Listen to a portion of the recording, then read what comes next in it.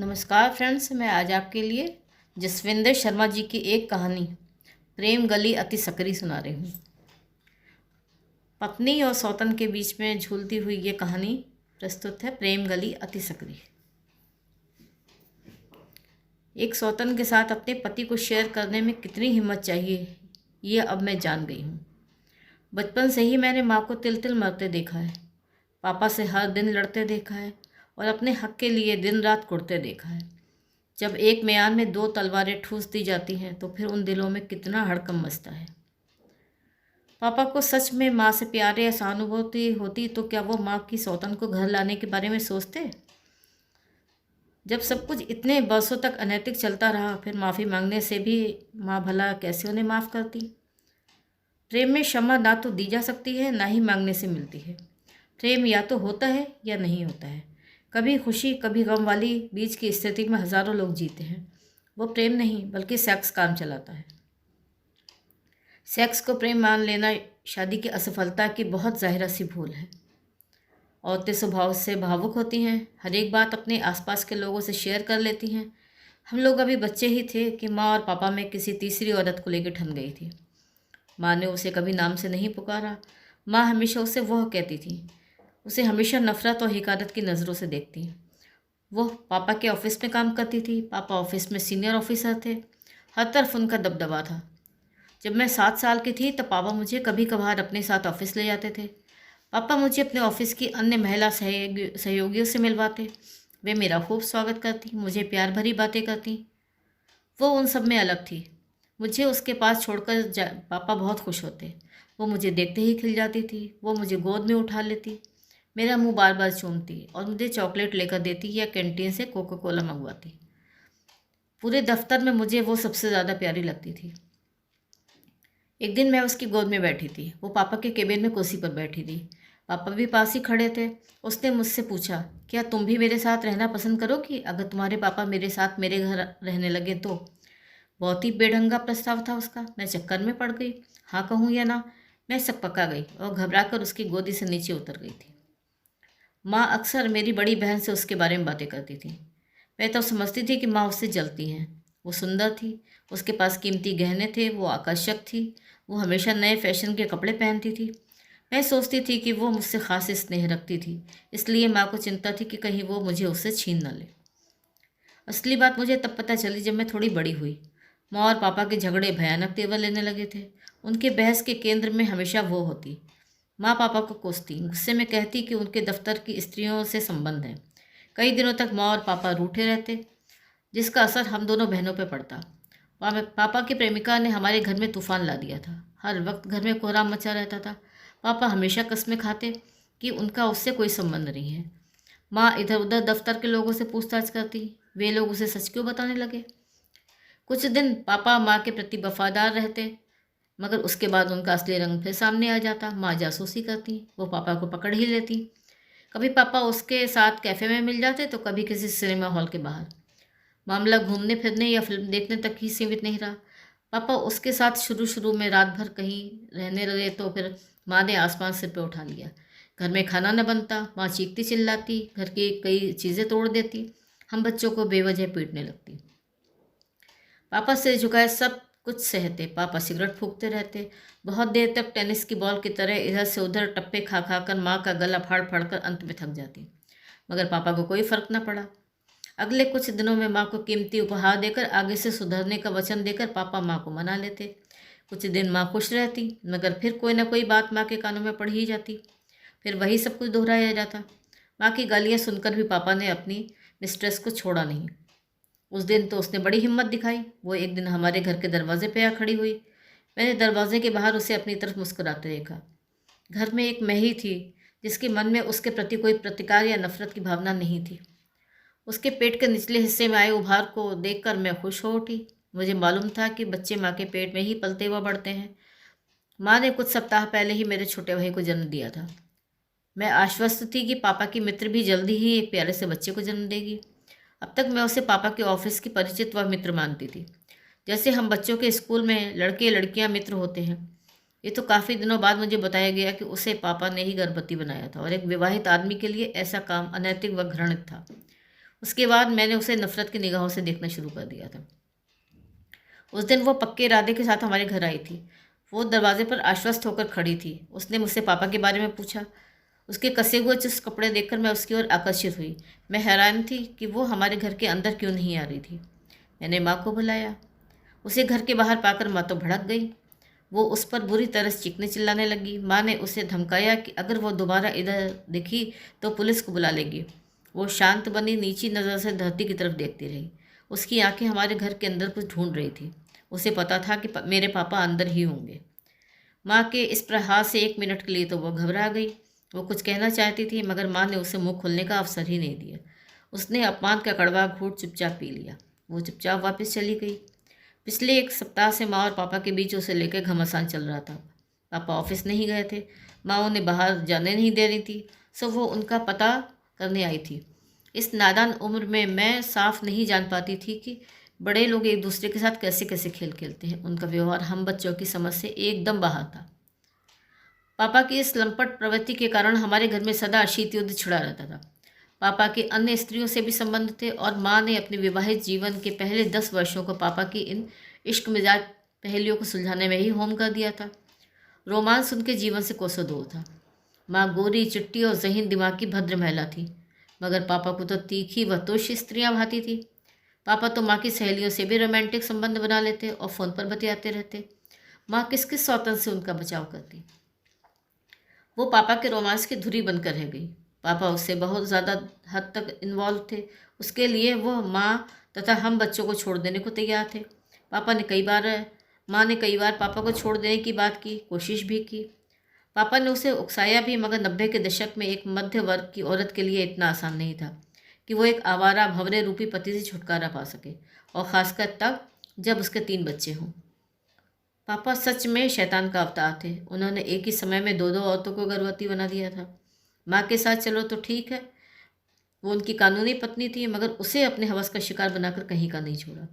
अपना बढ़ता हुआ पेट लेकर वो कहीं नहीं जा सकती थी। ऑफिस से उसने छुट्टी ले रखी थी। आस पड़ोस में बदनामी हो रही थी। उसके माँ बाप ने उसे काफ़ी सालों पहले त्याग दिया था। वे उसकी शादी अच्छी जगह करना चाहते थे, मगर पापा से रोमांटिक तौर पर जुड़ने के बाद उसने आने वाले रिश्तों को ठुकरा दिया था। उसमें बला की हिम्मत थी और गजब का आत्मविश्वास था। जब उसने फैसला किया कि वो पापा के नाजायज़ बच्चे को जन्म देगी तो पापा ने उसे कितना समझाया होगा, मगर वो बच्चा गिराने के पक्ष में नहीं थी। बेचारी को तब पता नहीं था कि उसका सामना कितने बड़े तूफान से होने वाला है, मगर उसे यूँ गुमनामी के अंधेरों में ढकेला जाना अच्छा नहीं लगा। उसने जमकर संघर्ष करना शुरू कर दिया था। वो 25 बरस की थी और पापा 40 पार कर चुके थे। उसमें इतनी समझ तो थी ही कि वो एक बंद गली के पार नहीं जा पाएगी, मगर अब जब उसने पापा के प्यार कर ही लिया था तो पीछे किस तरह लौटती। पापा अभी हम लोगों को छोड़ने के लिए मानसिक रूप से तैयार नहीं थे। एक कुंवारी लड़की का माँ बनने का ये साहस भरा फैसला विवाहित लोगों के लिए चुनौती ही था, क्योंकि सिंगल पेरेंट बनने की ये आधुनिक संकल्पना अभी काफ़ी दूर थी। पापा ने माँ और हमसे बड़ी बेरुखी दिखानी शुरू कर दी थी। वो अपनी मिस्ट्रेस को ज़्यादा तवज्जो देने लगे थे। जब मेरा छोटा भाई माँ के पेट में था तब पापा कई कई दिन घर से बाहर रहते। जब बच्चा पैदा हुआ तब हमारे पड़ोस की सहेली माँ के पास अस्पताल में थी। माँ को पता था कि पापा कहाँ हैं, किसके पास है। बच्चा पैदा होने के 2 सप्ताह बाद पापा लौटे। माँ ने पापा को बुलाना बंद कर दिया था। कोई वाद प्रतिवाद नहीं हुआ। पापा को कुछ से ज़्यादा ही शह मिली। अब उन्होंने अपना समय इस तरह बांट लिया था कि ज़्यादा समय वो उसके साथ बिताते रहे। अगर हमारे पास कुछ ज़्यादा समय के लिए ठहर जाते तो उनकी मिस्ट्रेस उन्हें ढूंढते हुए हमारे घर आ जाती। अगर पापा अपनी चहेती के घर ज़्यादा दिनों तक टिके रहते तो माँ कभी उसकी छानबीन न करती। पापा घर में ना होते तो घर में शांति बनी रहती। पापा आते और सारी की सारी सैलरी माँ को सौंप देते। वो नौकरी करती थी, सो पापा का खर्च वही उठाती थी। माँ ने कभी पैसे की तंगी नहीं झेली।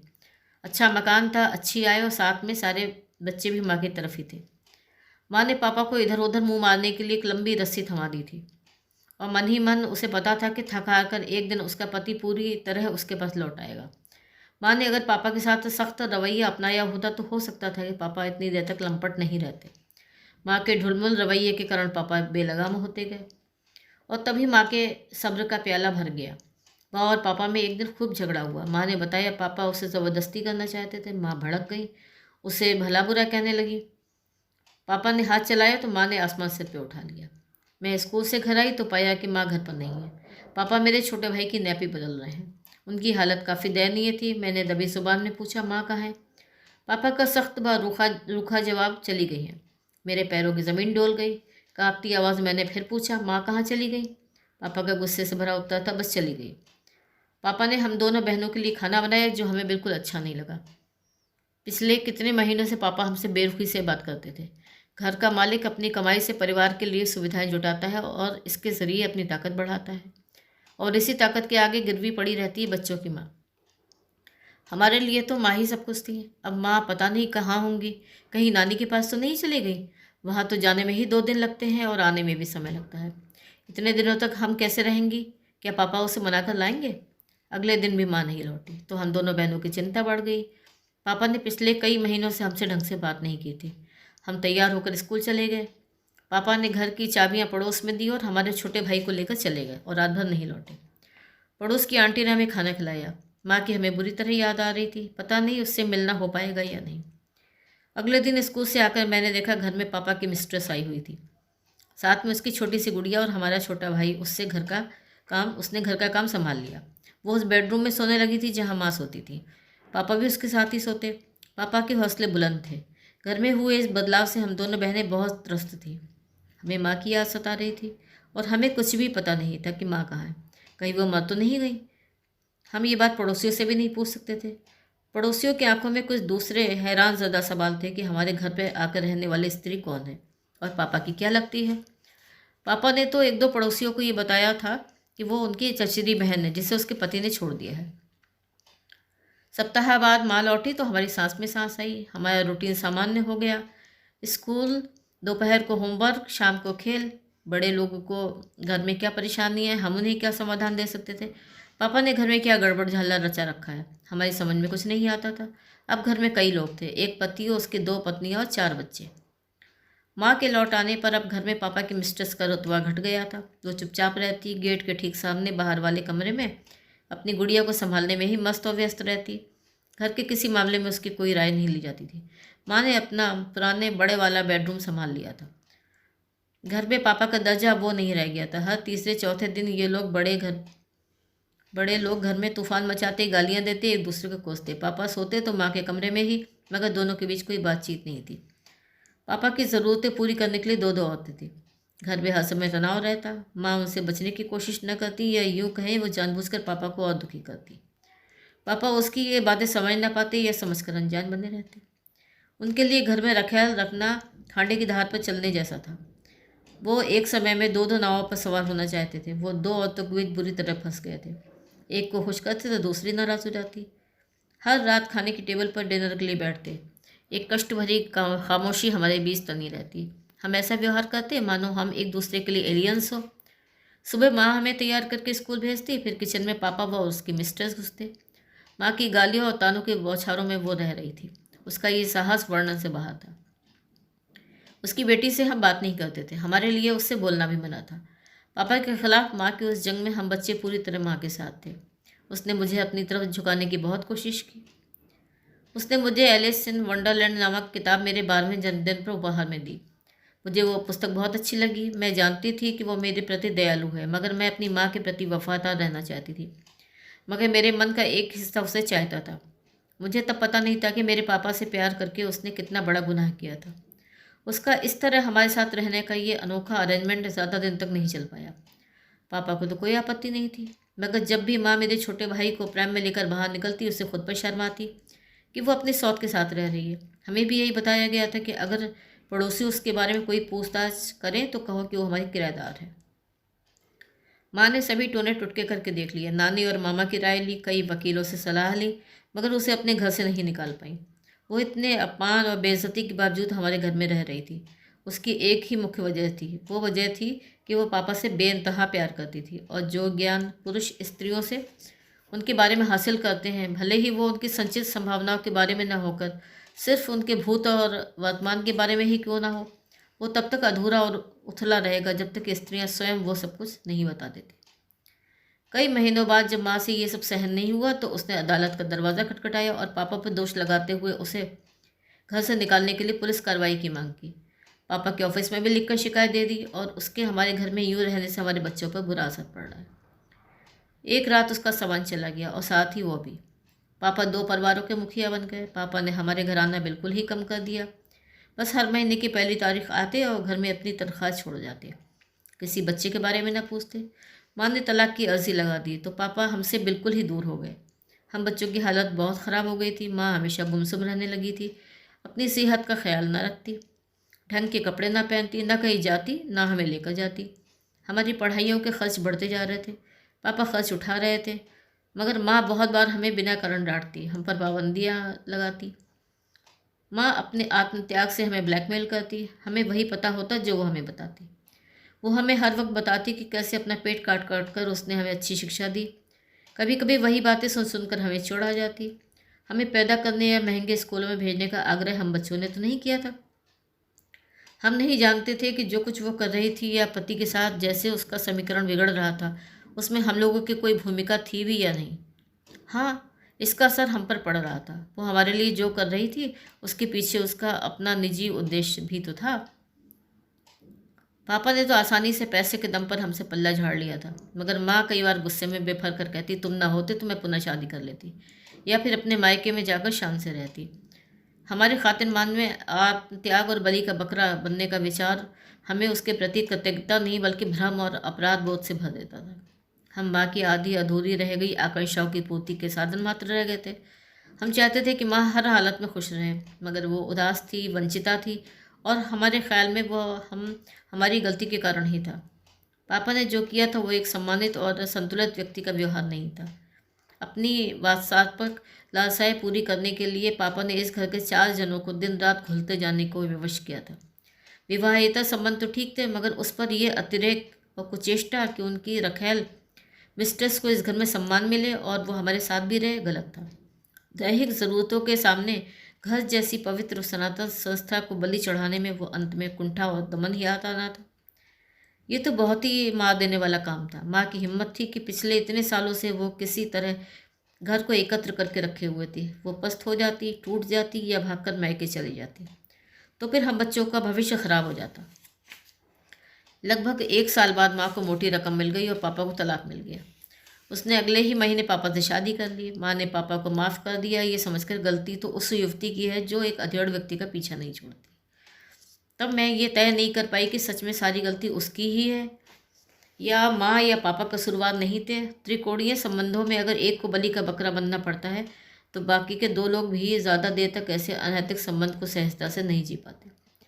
जल्दी ही उस मायावी औरत से पापा का मोह भंग हो गया। जब तक उसने पापा से शादी नहीं की थी तब तक पापा में उसे सारा आकर्षण दिखता था। गलत पत्ते की चिट्ठी की तरह पापा 1 साल बाद हमारे घर के चक्कर लगाने लगे। जो भरा पूरा घर एक जवान नई औरत के लिए लात मारकर चले गए थे, अब हम बच्चे बच्चियों को देखने के बहाने फिर आने लगे थे। पापा हमारे जन्मदिन पर बढ़िया तोहफे लाते, हमें कपड़े लेकर देते, हमारे कॉलेज के बारे में पूछते। मेरे छोटे भाई में उन्हें खास ध्यान रहता। हमें यकीन नहीं होता कि ये हमारे वही पापा हैं जिन्होंने हमसे बात तक करनी बंद कर दी थी, क्योंकि हम हमेशा माँ की तरफदारी करते थे। माँ के मन की स्थिति कोई ख़ास निश्चित नहीं थी। अब पापा को लेकर वो क्या सोचती थी, तो उसने अब जब पापा को हासिल कर लिया तभी से उनके रिश्ते के अंत का काउंटडाउन शुरू हो गया। हम दोनों बहनों ने अच्छे संस्थानों से डिग्रियां ले ली थी, हमें अच्छी जॉब मिल गई थी। पापा हम दोनों को लेकर कुछ ज़्यादा ही वात्सल्य दिखाने लगे थे। माँ के प्रति उनके मन में सोया प्यार जागने लगा था। अपनी मिस्ट्रेस की परवाह कम ही करते थे। माँ तो कहती थी, अब इस बूढ़े का दिल लगता है दफ्तर की किसी अन्य स्त्री पे आ गया है और हमारी आड़ लेकर ये चालू कमीना अपनी मिस्ट्रेस से जान छुड़ाना चाहता है। हो सकता है माँ की बातों में कुछ सच्चाई हो, मगर हमें अब सारा मामला समझ में आने लगा था। पापा इतनी ऊंची पोस्ट पर थे, अच्छा कमाते थे, फिर माँ भी उनसे एक दिन भी नहीं बनी। क्या माँ का कोई दोष नहीं था? मेरी बड़ी बहन का मानना था कि माँ के हर समय शक करते रहने से पापा ऐसे बन गए। खैर, माँ और पापा का कोई समझौता नहीं हो सका। पापा पेंडुलम की तरह इधर से उधर गोते लगाने लगे। माँ ने उन्हें कोई घास न डाली। माँ अब धार्मिक हो गई थी। मेरे छोटे भाई ने भी जब डिग्री कर ली तो माँ का ध्यान पूरी तरह ईश्वर में लग गया। वो हर सुख दुख से ऊपर उठ गई थी। घर के मामलों में उसने रुचि लेनी बंद कर दी थी। हमारी शादी के बारे में भी उसने कभी सीरियसली नहीं सोचा। उसने सब कुछ पापा और ईश्वर पर छोड़ दिया था। कोई इतना उदासीन कैसे हो सकता है, ये माँ को देखकर अंदाज़ा लगाया जा सकता था। माँ को मालूम था कि पापा अब भी घर में रुचि लेते हैं। माँ को एक निश्चित रकम हर महीने मिल जाती, हम बच्चे भी अच्छा कमा रहे थे, कारों में घूमते थे। जब मेरी बहन ने अपने दोस्त के साथ रहने का फैसला किया तो उसने मेरी ड्यूटी लगाई कि मैं माँ को सारी बात के बारे में ब्रीफ करूँ। उसमें हिम्मत नहीं थी ये सब कहने की। पापा को तो हम सब इतनी अंतरंग बातें बताते ही कब थे। वो तो एक अवांछित मेहमान की तरह हफ्ते में 2-3 बार आते, खाने का समय होता तो खा लेते। ज़्यादातर वो संडे को आते या तब आते जब बच्चों में से कोई घर पर होता। माँ से अकेले मिलने वो कभी नहीं आए। अब अजीब सा नीरा सा रिश्ता बचा रह गया था दोनों के बीच में। अब वो शराब बहुत पीने लगे थे। उनकी मिस्ट्रेस की हमें कोई खबर नहीं थी, ना ही कभी वो उसके बारे में बताते, ना ही हमें कोई जिज्ञासा थी कुछ जानने की। अब उसे हमारा घर खराब करने में 100% जिम्मेदार मानते थे। माँ की असहनीय उदासी और तिल तिल जवानी को गलाने के पीछे पापा की मिस्ट्रेस का ही हाथ था। बड़ी बहन के अफेयर और घर छोड़कर जाने के फैसले के बारे में मैंने माँ से जिस दिन बात की उस दिन उनका मौन व्रत था। माँ बहुत धार्मिक और अंधविश्वासी होती जा रही थी। वो आजकल ध्यान शिविरों, योग कक्षाओं और धर्म गुरुओं के प्रवचनों में बहुत अधिक शिरकत करने लगी थी। मैंने डरते डरते बात शुरू की, माँ शिखा के बारे में आपको बताना था। माँ ने मुस्कुराकर मुझे इशारे में सब कुछ कहने को कहा। उसके होठों पर बहुत दिनों बाद मैंने हल्की मुस्कुराहट देखी। मैं थोड़ा काँप गई। लगता था कि शिखा की बात उससे छिपी हुई नहीं है। मेरी बहन ने कहा था कि जो लोग धर्म में बहुत अधिक आस्था रखते हैं और अत्यधिक पूजा पाठ करते हैं उन्हें अपने प्रियजनों की बहुत सारी बातें पहले से ही पता चल जाती हैं। इसलिए मेरी बहन ने माँ से खुद कुछ पूछना या अपने होने वाले पति के बारे में बताना उचित नहीं समझा। उसे डर था कहीं माँ उसके होने वाले पति के बारे में कोई अप्रिय भविष्यवाणी ही न कर दे और फिर ये शक का बीज उसके मन में भी उगने लगेगा। माँ हम बच्चों की शादी से डरती क्यों थी? शादी से उसका विश्वास उठ गया था जैसे। आखिरकार शादी वो जो दो लोग आपस में मिलकर बनाते हैं या दो लोग शादी करते हैं तो उन्हें उम्मीद होती है कि उनकी शादी हमेशा कायम रहेगी। अक्सर ऐसा होता नहीं है। हालात बुरी तरह बिगड़ सकते हैं और बिगड़ते भी हैं। शादियाँ भ्रष्ट भी हो जाती हैं। दूसरा आदमी या औरत एक अच्छे जोड़े में दरार पैदा कर देते हैं। फिर भी इतिहास गवाह है कि शादी वो नायाब और चिरायु सामाजिक करार है जो हर युग, हर कौम और हर संस्कृति में कारगर और सफल रहा है। विवाह हमारे जीवन को स्थायित्व देता है, मगर साथ ही हमें कुछ लोगों को स्थायित्व डराता भी है। अपने जीवन साथी के सामने शर्तहीन समर्पण हमें डराता है और संशय से भर देता है। हम सोचते हैं कि अगर उसने हमारी निजता का मान न रखा या हमारी कसौटी पर न उतरा या वो हमारे लिए सुपात्र सिद्ध न हुआ तो फिर हम कहीं के न रहेंगे। अब मैं जान गई हूँ कि छोटी छोटी बातों पर शादी में दरारें आती हैं। एक कहावत है कि पत्थर अंतिम चोट से टूटता है, मगर पहले की गई चोटें भी बेकार नहीं जाती। शादी को कायम रखने के लिए इसे किसी भी प्रकार के वैचारिक हमलों से बचाना चाहिए। ये सोचकर शादी नहीं करनी चाहिए कि ये तो करनी है क्योंकि सब करते हैं, इसीलिए भी शादी नहीं करनी चाहिए कि बच्चे चाहिए। बच्चे तो गोद भी लिए जा सकते हैं। किसी काल्पनिक सुरक्षा के लिए शादी करना बेकार है क्योंकि कोई ऐसी चीज़ है ही नहीं। मेरी बहन ने प्रेम करके बिना किसी औपचारिक रस्म कसम या शादी के अपने दोस्त के साथ रहने का मन बना लिया था। उसे विश्वास था कि टिकनी हुई तो ये बंधन भी खूब चलेगा, वरना माँ पापा की शादी में कितनी रस्में कस्में निभ पाई हैं। बहन अपनी जगह ठीक थी। माँ बताती थी कि पहले महीने के बाद से ही उसका पति उसका नहीं हो पाया, मगर अब समय बदल गया है। ऐसा आज समाज में व्यापक पैमाने पर हो रहा है। पापा अपनी दुनिया में मस्त थे और माँ अपने दुख में त्रस्त थी। ऐसे में हम दोनों बहनें शादी की उम्र से काफ़ी आगे निकल गई थी। अपनी उम्र के तीसरे दशक में जाकर हर कुंवारी लड़की एक आखिरी जोर लगाती है कि कोई जीवन भर का साथी मिल जाए। इस पायदान पर उसका सौंदर्य अपने उतार पर आने लगता है। बालों में चांदी उतरने लगती है, सोने सी काया निढाल और परेशान सी दिखने लगती है। मेरी बहन मुझसे कहती, क्या करूं, कितने सालों से हम अपने लिए कोई फैसला लेने के लिए रुके हुए हैं। घर का माहौल तो ठीक होने से रहा, क्यों ना अब अपनी ज़िंदगी किसी रास्ते पर लगाई जाए। उसका मानना था कि प्रेम की कोई हद नहीं, प्रेम के समक्ष विवाह का कोई मेल नहीं। लेकिन माँ का मौन सब कुछ कह गया था। बिना किसी औपचारिक विदाई के मेरी बहन ने अपने होने वाले पति के साथ रहना शुरू कर दिया था। मुझे अपने प्यार के बारे में माँ को बताना ठीक नहीं लगा। मैं भी उस दिन की राह तकने लगी जब मैं भी पक्के मन से फैसला करके अपने प्रेमी नुकुंभ के साथ उसके फ्लैट में चली जाऊंगी। प्रेम के मामले में मैं कच्ची थी, नवीना थी, नवस्फुटा थी। मेरे कोमल हृदय की सारी नवीन और उग्र वासनाएं पंख फैलाकर उड़ना चाहती थी, मगर रास्ता मुझे मालूम नहीं था।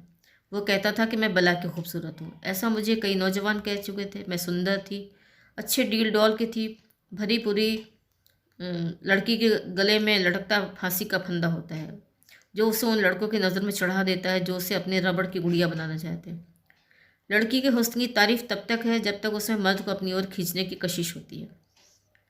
एक बार वो मुरझा जाए तो फिर उससे वितृष्णा ही उपजती है। कौतूहल और अनभिज्ञता बस ज़रा 2 कदम आगे की ओर अग्रसर होती तो लाज, डर और माँ के लिहाज के मारे वापस लौट आती। मैं अपनी मंजिल पर पहुंचने के लिए व्याकुल थी, मगर माँ को छोड़ जाती तो माँ की देखभाल कौन करता। वो तो दिन रात मीरा की तरह भगवान की भक्ति में ही खोई रहती, बहुत कम बोलती। मेरा भाई बहुत पहले ही विदेश चला गया था। मेरी ज़िंदगी सरपट भाग रही थी। अब मैं और किसी राजकुमार का इंतज़ार नहीं कर सकती थी। कोई बड़े ख़ानदान का रईस या फिल्मी हीरो की तरह बाका सजीला एक बार जिसके साथ प्यार हो गया, अब तो उसी के साथ जीना मरना था। मेरा हीरो आज के ज़माने का बिंदास आशिक था। वो शादी के ख़िलाफ़ था। मैं अपने कौमार्य को कब तक बचाती। मेरी उम्र मेरे हाथों से फिसलती जा रही थी। फिर एक दिन मैं उसकी रौ में बह गई। मैं इस दुनिया से मैं कहीं बहुत ऊपर तैर रही थी। पापा ने मेरी बहन को तो कभी कुछ नहीं कहा, मगर जब मेरे लवर से संबंध बने और वो अक्सर घर आने लगा तो पापा ने एक दिन मुझे आड़े हाथों लिया। बहस होने लगी। मैं विद्रोह की भाषा में बोल पड़ी। पापा की मिस्ट्रेस को लेकर मैंने कुछ उल्टा सीधा कह दिया। पापा ने मेरी खूब धुनाई कर दी। प्यार करने वाले तो पहले ही इतने पिटे हुए होते हैं कि उन्हें तो एक हल्का सा धक्का ही काफ़ी होता है उनकी अपनी नज़र से नीचे गिराने के लिए। पापा ने जब मुझे पीटा तब भी माँ कुछ नहीं बोली। अब वह पूरी तरह से गूंगी हो चुकी थी। कई बार मैंने सोचा कि उसे किसी बढ़िया ओल्ड एज होम में भर्ती करा दूँ। माँ को पैसे की किल्लत न थी। इस कश्मकश में कब मेरे बालों में सफ़ेदी उतर आई पता ही नहीं चला। माँ के गुजर जाने के बाद मैं घर में अकेली रह गई। सब लोगों ने अपने अपने घोंसले बना लिए थे। सब लोग आज़ाद हो गए थे। एक मेरी और पापा की नियति में दुख लिखे थे। पापा काफ़ी वृद्ध हो गए थे। अपनी मिस्ट्रेस और उससे हुई बेटी से उनकी कम ही बनती थी। पापा कभी कभार हमारे घर आते। अपने ऑफिस की एक अन्य बूढ़ी औरत के घर में रहते थे। माँ के गुजर जाने के बाद पापा की वित्तीय स्थिति काफ़ी मजबूत हो गई थी। माँ को जो खर्च देते वो बच जाता था। फिर एक दिन पापा भी इस दुनिया से कूच कर गए। मेरी बहन विदेश चली गई थी। पापा की मौत के बारे में सुनकर साल बाद आई। हमने एक दूसरे को सांत्वना दी। भाई ने तो बरसों पहले ही हम लोगों से लिंक तोड़ रखा था। वो बहुत पहले इस घर को बेचना चाहता था, मगर मैं यहाँ रहती थी। उसने सोचा था मैं इस मकान को अकेली हड़प लूँगी। मैं भला माँ को छोड़कर कहाँ जाती। अपने मकान में हम जैसी भी थी सुख से रहती थी। मेरी नौकरी कोई ख़ास बड़ी नहीं थी। दरअसल अपने इश्क की खातिर मैंने ये शहर नहीं छोड़ा था, इसीलिए मेरी तरक्की के साधन सीमित थे यहाँ। मैं अजीब विरोधाभास में थी। अपने आशिक के घर जाकर रह नहीं सकती थी। मेरे जाने से माँ की हालत ख़राब हो जाती। वो पापा के कारणों से यहाँ आने से कतराता था। फिर भी हमें कहीं दूसरी जगह मिलने का क्रम जारी रखा। हमारे प्यार की इन असंख्य पुनरावृत्तियों में हमेशा एक नवीनता बनी रही। हमने एक दूसरे से शादी के लिए कोई आग्रह नहीं किया। हमारे इश्क में शिद्दत बनी रही, क्योंकि हमारे प्यार की अंतिम मंजिल प्यार ही था। उसके साथ मेरी कैफियत उस बच्चे के समान थी जो नंगे हाथों से अंगार उठा ले। उसने मेरे विचारों, मेरी मान्यताओं और मेरी समझ को उलट पलट कर रख दिया था। जैसे बरसात के दौरान गलियों में बहते पानी की पहली जिब्बी अपने साथ गली में बिखरे तमाम पत्ते, कागज़ वगैरह बहा ले जाती है। मैं भी एक पहाड़ी नदी की तरह पागल थी, बावरी थी और आतुर थी। मुझे बह जाने की जल्दी थी। मुझे कई मोड़ और कई ढलान, कई रास्ते पार करने थे। मुझे क्या पता था कि तेज़ी से बहती हुई नदी जब मैदान में उतरेगी तो समतल ज़मीन की विशालता उसकी गति को लील लेगी। उसके साथ रहकर मुझे लगा कि मैं फिर जवान हो गई हूँ। मेरी उम्र कम हो गई है। फिर उसकी उम्र देखकर मुझे बोध होता है कि मैं पाप कर रही हूँ। पाप के बिना क्या सच्चा प्यार नहीं किया जा सकता? प्यार तो समाज की धारा के विरुद्ध जाकर ही किया जा सकता है। मैं डर गई थी, समाज से, माँ से, पापा से और अपने आप से कहीं फंस ना जाऊँ। हालांकि उससे जुदा होने को जी नहीं चाहता था, मगर उससे गहरे में इन्वॉल्व होने का मेरा इरादा न था, या कहे कि हिम्मत नहीं थी। मैं तो उसे दिल की गहराइयों से महसूस करके देखना चाहती थी। वो तो मगर मेरे प्यार के खुमार में दीवानगी की हद तक पागल था। तभी तो मैं डर कर अजीब परस्पर विरोधी फैसले करती थी। कभी सोचती आगे चलूं, कभी पीछे हटने की ठान लेती। एक सुंदर मौका जब मैं किसी को अपने दिल पर गहराइयों से प्यार करती थी, मैंने जानबूझकर गंवा दिया था। मैंने उसे अपमानित किया। उसे बुलाकर उससे मिलने नहीं गई। वो आया तो मैं अधेड़ उम्र के सुरक्षित लोगों से घिरी बतियाने में मशगूल रही। उसकी उपेक्षा की। आखिरकार मैंने अपने आप को एक खोल में बंद कर लिया, जैसे अचार या मुरब्बे को एयर टाइट कंटेनरों में बंद किया जाता है। अब मुझे इस उम्र में, जब मैं 58 से ऊपर की हो रही हूँ, उन क्षणों की याद आती है तो मैं बेहद मायूस हो जाती हूँ। मैं सोचती हूँ कि मैंने प्यार नहीं किया, और अपनी मूर्खता में एक प्यार भरा दिल तोड़ दिया। नमस्कार, तो ये थी आज की कहानी प्रेम गली अति सक्रिय। कहानी सुनने के लिए बहुत बहुत धन्यवाद।